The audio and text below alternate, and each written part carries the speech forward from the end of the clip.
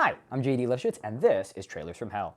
Today, we're going to talk about one of my favorite films, 1968's Richard Fleischer's The Boston Strangler. Now, this is a really exciting and disturbing serial killer film. Really, it had a similar effect on me as Henry Portrait of a Serial Killer, which is to say, it's not fun for the whole family. It's not recommended to everybody. It is dark and upsetting and shocking, and was directed by Richard Fleischer in the same year that he made Dr. Dolittle, which is really amazing. 20th Century Fox. In fact, John Gregory Dunn, Mr. Joan Didion himself, wrote an excellent book called The Studio, where he followed around. For whatever reason, 20th Century Fox, may it rest in peace, allowed him to follow them around for a year at their films, and he watched these two movies being made back to back, and it really is. I mean, it makes Ready Player One and The Post coming out the same year seem like they're the same movie. I mean, these are two opposite ends of the spectrum, and Richard Fleischer has a fascinating career, obviously starting, one of his biggest titles, I think, is 20,000 Leagues Under the Sea, which is a fantastic movie. If you haven't seen it, I believe Mick Garris did the Trailers from Hell introduction for it. And then, 2 decades after this, he's doing Amityville 3. So he was a real journeyman in the kind that they still make, but not as much anymore, and just a true craftsman. And without further ado, let's talk about The Boston Strangler. This is the story of the self-confessed Boston Strangler, based on Gerald Frank's startling bestseller. It has been filmed where the actual happenings made shocking headlines around the world. This movie is not for nice boys and girls. It is actually a pretty depressing and harrowing look at the true story of the Boston Strangler.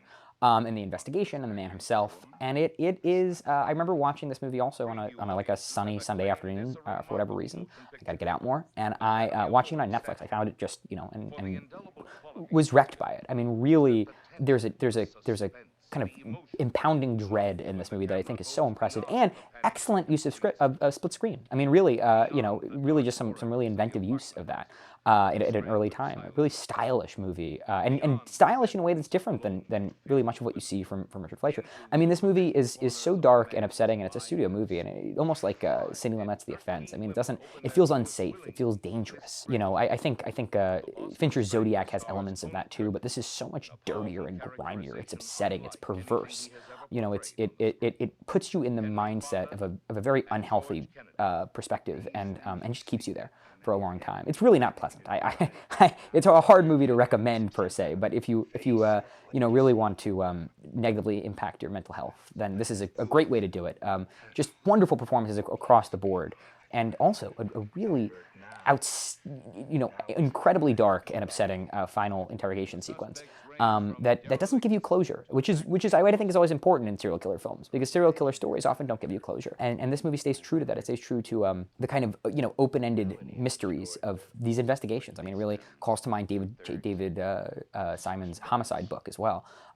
Just a labyrinth into nowhere, and when you have all the answers, you're just left with more questions, and it's also got a great production design and great costumes and all the things you'd expect in a 1968 20th century picture. And it's weird to me that this movie isn't mentioned in the same breath as much as kind of the new Hollywood pictures. I know it's not a new Hollywood picture per se, but it does feel like it has that level of punk rock, angsty, Rage Against the Machine mentality. And I certainly, when I look at this movie, feel the influence that I at least maybe project, but see it have on later genre pictures. So really, can't recommend enough The Boston Strangler.